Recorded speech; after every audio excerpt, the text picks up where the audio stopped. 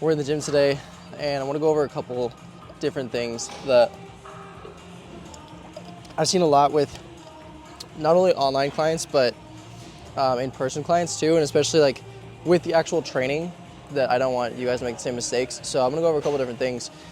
First of all, there's this notion that if you get fatigued, that's the actual muscles working, which is not always necessarily true. So think about it like, for example, if I were to take 10-pound dumbbells, do a ton of bicep curls for like 30, 40 reps, usually you see this stuff, you know who I saw it with? I saw it with, what's his name? Andrew Tate, and like his style of training. Cause like, not even that I, whatever you think about that guy, put that aside, but his style of training is like, oh, I'm gonna do like 100,000 reps or something like that, like total for the day. And then like, that's how it's gonna be working. Like if you do 100 push-ups or 100 whatevers, you're not actually putting the muscle under that much stress. Like, yeah, it's gonna burn. Like, for example, I'm here on tricep pushdowns.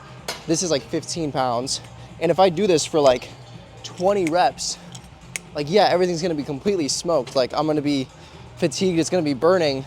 But then I see a lot of beginners get that burning feeling confused of like, okay, well, yeah, that's the muscle working. And yeah, the muscle's working.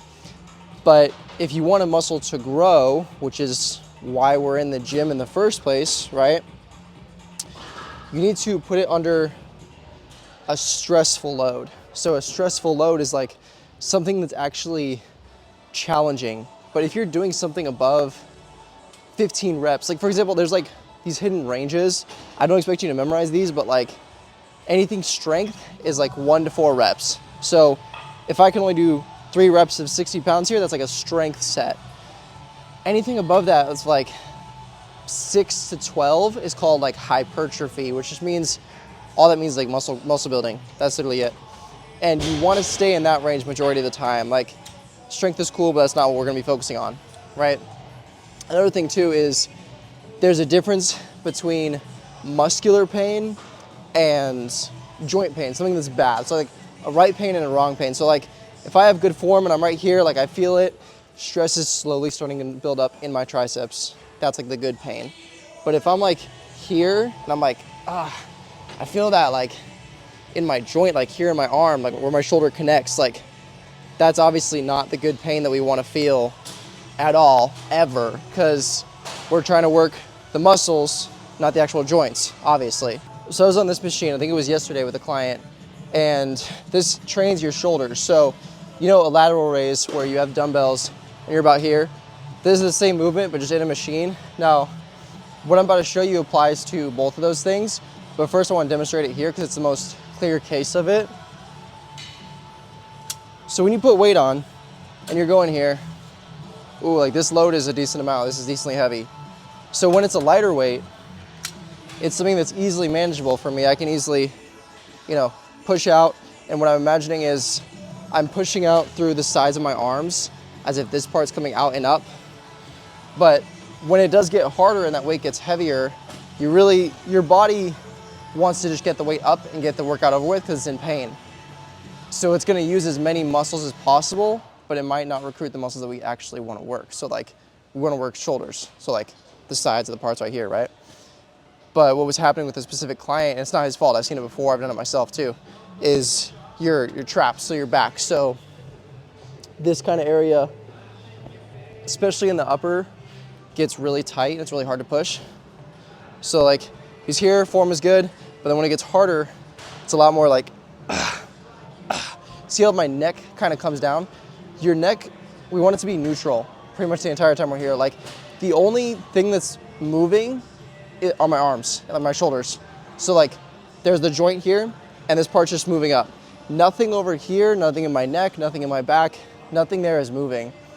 And your body wants to make some extra movement when stuff gets really heavy. Like for example, there was a while ago I was doing a heavy hack squats, like the squat machine. And I was really pushing myself and going hard, and the head pad is here.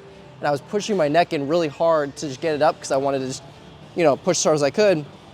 Tore a muscle in my neck, first muscle I've ever torn. Trust me, that was not good. It was a trip to an ER, not good. So when you're here, biggest thing that helps, I tell my clients this all the time, Imagine there's like a chest, no, a string tied to like the center of your chest, like in here. String is up here, and someone is just pulling that string up, pulling the string up. And then you're in this kind of position where my shoulders are back. They're not rolling forward. Very similar thing over here on the pec fly that I see relating to that. Because when you're here and we're gonna be training the chest, you want your chest to be high. Because whether your shoulders are the thing that's closest, like literally closest to you right now, you see me, whatever's closest to you is gonna be trained the most. So if my shoulders are closest, that's what's gonna be worked, and that's not what we're trying to train. We're trying to train chest. So when we come here, same thing, string being pulled to my chest. That way my chest is up and the chest is the closest thing to this direction. I'm coming back, scooping forward. This is super light, but you also don't need to ever clank the weight. Same thing goes for like bench press or dumbbell bench. I see a lot of guys when they come up, they like to tap. I don't know why, it's just like a thing that we're just kind of like trained to do, but that's useless, you don't need to do that.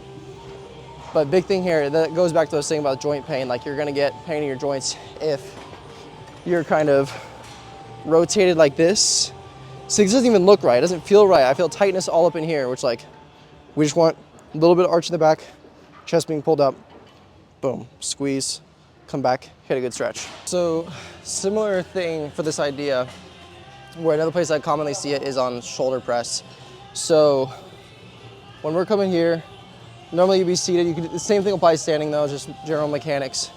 When you have the shoulders up, you really just want to drive, like my hands are comfortable here on my sides, and I'm just pushing up and converging, dropping back down into the spot. Push up, and the power's in my hands too. Together, back. But one thing I see with a lot of beginners, especially recently, is something that's not good. I'm gonna show it to you. So watch the difference. When I press here, converging up, everything's going in one straight line, right? Now this is what I see more. I just made it about 10 times harder, but not in the way we want to, because my arms were a little bit more forward than my body. When we just want to be in one straight line of power, so just directly straight up. So power's in the hands. And yet, elbows in is a good idea. You don't want to be completely out here, but you also don't want to push out. Like, that's activating my arms, forearms, different parts we don't want to work. Same thing goes here with the chest up a little bit. That also makes what we're talking about right now a little bit easier. And then for the lateral raises, like we were talking about, we don't want it to be up here in the traps and like the upper back. So this is kind of the form we're looking for. When it gets hard, it's a lot easier to go. That's obviously an over-exaggeration, but as long as you can keep, like I said, the chest string pulled up, arms back, and then hands out too. Something I like to imagine is when we're coming out, however far out your hands can go is how much money you can grab. I heard it from someone else. I didn't originate that, but if you're close in like this, like, yeah, they're being worked, but we want to put it as wide as possible to just make this weight work as much as it can so we don't get injured, and then also so the traps up here won't get engaged. So perfect form would look like, and you'll feel yourself too as you're pushing yourself, as it's getting harder, more of your traps will engage, which is fine to a point, but you don't want to be injuring yourself and, you know, being that pain that's not the pain we want. All right, so for rear delts, similar thing applies, but big mistake I see here all the time. First, what we're gonna do is put the seat up higher, because what we really want to be at is, I want this part right here to be about under my armpit, right about. So right about here, we feel good, come out. And then when we're coming out, you really want the arms to be straight. They could be a little bit of bend, but ideally pretty straight. We don't want to be right here, because then it's working my arms and weird parts of my back. So when you're training rear delts, you want to train the rear delts, not the traps and the rhomboids and all the muscles in the back. Very common mistake I see all the time, especially with new guys, is they come here and they just jerk this back as far back as they can. They're almost trying to bring it into like a fold and bring their arms back completely far back together, like that far.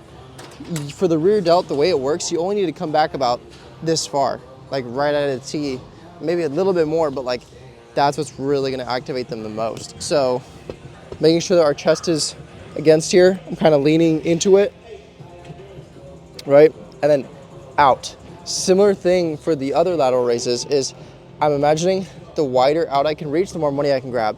Here I get $100, here I get $1,000. I want to get as much as possible, got as wide as possible. So, boom. And then my back is not squeezing together. So as I'm coming back, I'm not squeezing everything together like this. I'm more just rotating my arms. Like I said before, the arm and the hinge in here is all that's really working. Nothing in the back is working. My neck is not tight. Nowhere else is tight. Just my arms that are moving back. I'm activating that small muscle in here. The rear delt, it's a small muscle. You won't feel it like crazy, but you will feel it for sure. So I was talking to one of my in-person clients yesterday after we trained, and he's like, okay, dude, like, what do I do with creatine? Like, is that good? Should I take it? Should I not take it? And I was like, okay, well, like, what are your main concerns? And he's like, well, I know that when you take it, you can't ever stop taking it because, like, it's dangerous.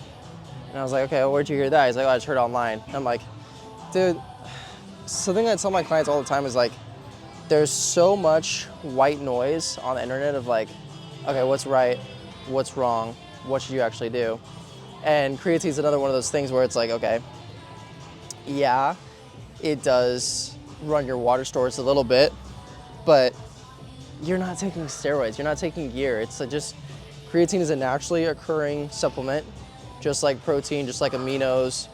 You're just supplementing it in your body. Like red meat has a little bit of creatine in it, but we're just extracting that out, giving ourselves more of it. What creatine actually does, which when my client, he was kind of confused about, he was like, well, does it like burn more fat? Does it build more muscle? Like, what's the point? I just heard it's good. Okay, so we have creatine stores in our body.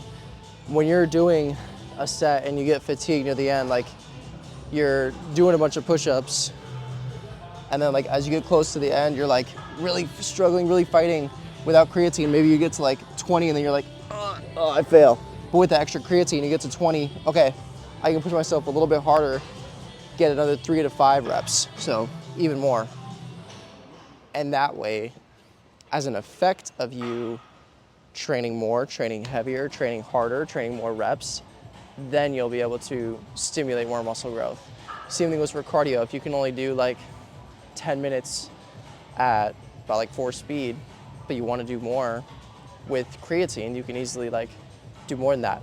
It allows you to push yourself a little bit harder, but like don't overcomplicate it. And then on the terms of cardio, another big thing I see all the time where there's some guys where they think that all they really need is cardio, and like I don't blame you, you're not wrong. You can totally drop weight if you just do cardio all the time. Like that's totally feasible. You could totally do that.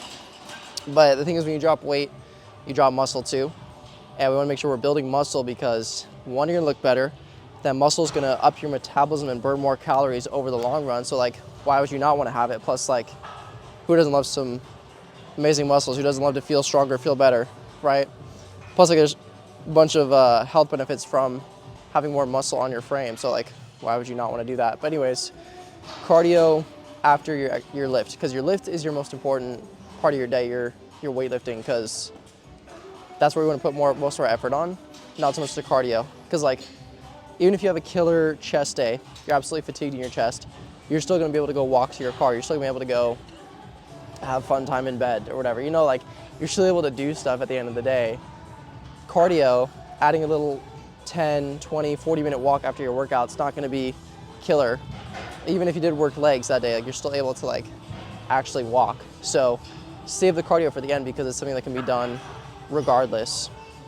Another thing too is like, there's so much stuff about like HIIT cardio, intense cardio, like running and sweating like crazy. And like, I used to do this myself when I first started. It was like, I was okay, I need to be in a calorie deficit. I'm gonna eat 800 calories per day, or 1,000, something crazy low, and then go to the gym and burn like 800, 900 calories. And like, if I were to do that steady, that would have taken me 3-4 hours, if not more. So I was like, okay, I'm gonna just like go on the bike and just like bust my ass as much as I can, just rush it. And like, yeah, you're gonna burn calories, but you're gonna be more tired after. You're literally breaking down muscles in your legs, at least to a minute amount, which is going against what I said before about you wanna build more muscle, right?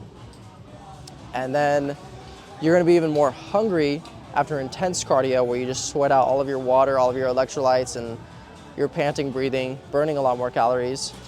And then you're more tempted to binge and go crazy for just the rest of that day.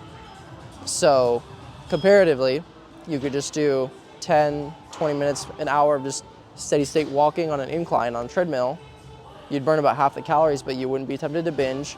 You wouldn't be super crazy drained. You still have energy to go about your day, especially because like on this page, and most guys that I help, they're like busy professional working men who have to go work their jobs. And like, I like to train clients early in the morning. I train them from like 5 to 10 a.m. And like, it's usually before work, when we work out. So you don't want to go bust your ass and go crazy on cardio and then be super fatigued for the whole rest of your day. You're gonna want to take a nap by the time it's 11 a.m. Like, you don't want to do that to yourself. Don't overcomplicate it. If you're new to the channel, go subscribe, watch some new videos. I realize most of you guys are not even actually subscribed. But if you are, turn on that bell icon so you get notified next time I put up new videos. I'll see you in the next one. Peace.